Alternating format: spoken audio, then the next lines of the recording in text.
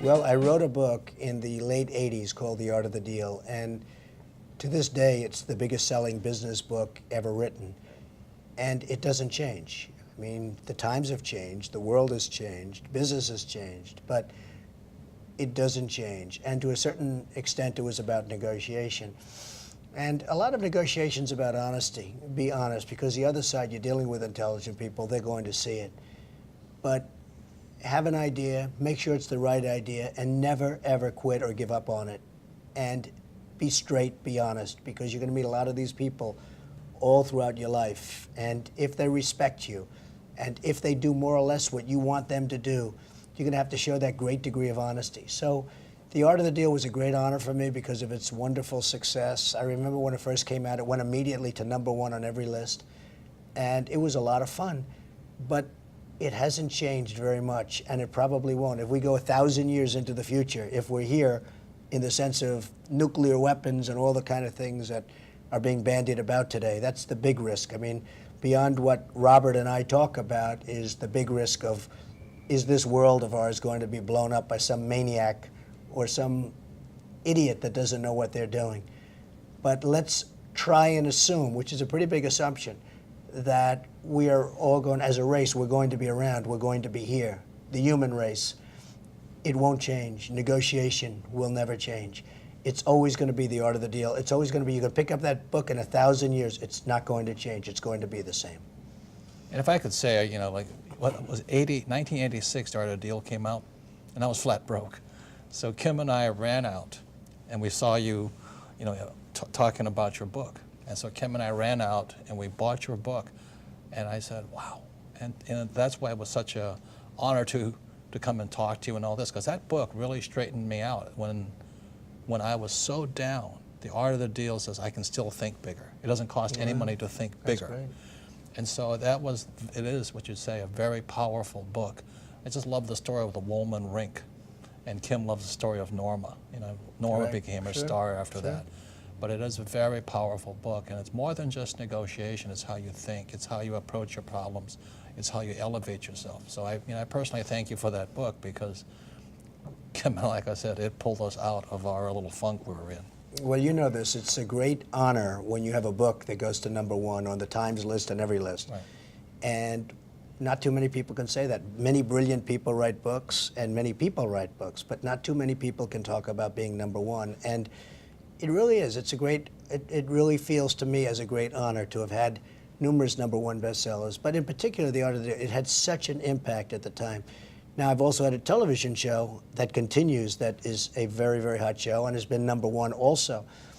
There's something about a book, I don't know what it is, it's our little prejudice toward education, perhaps, that is very, very special. Right. So, you know, I always say that you're a billionaire and I'm a millionaire. But when we come together as, and we both love real estate, but you have big buildings and I have small buildings. But the thing we got together as teachers, and I think that's why you write your book, is to share what you know and, you know, to give to more people knowledge. And that's why financial education is so important because, as you know, money doesn't solve the problem a lot of the times. A lot of times you give a person money, you know, you feed a fit man for a day, but if you teach them, they go on forever. That's why books are so powerful, is because people learn, they can share, you can share your knowledge and they can come up.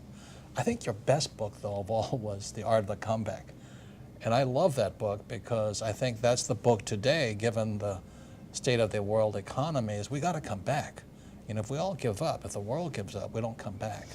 And I think that's the greatest lesson I think you imparted was, can you come back? Do you have the strength to stand back up, dust yourself off, and step forward again?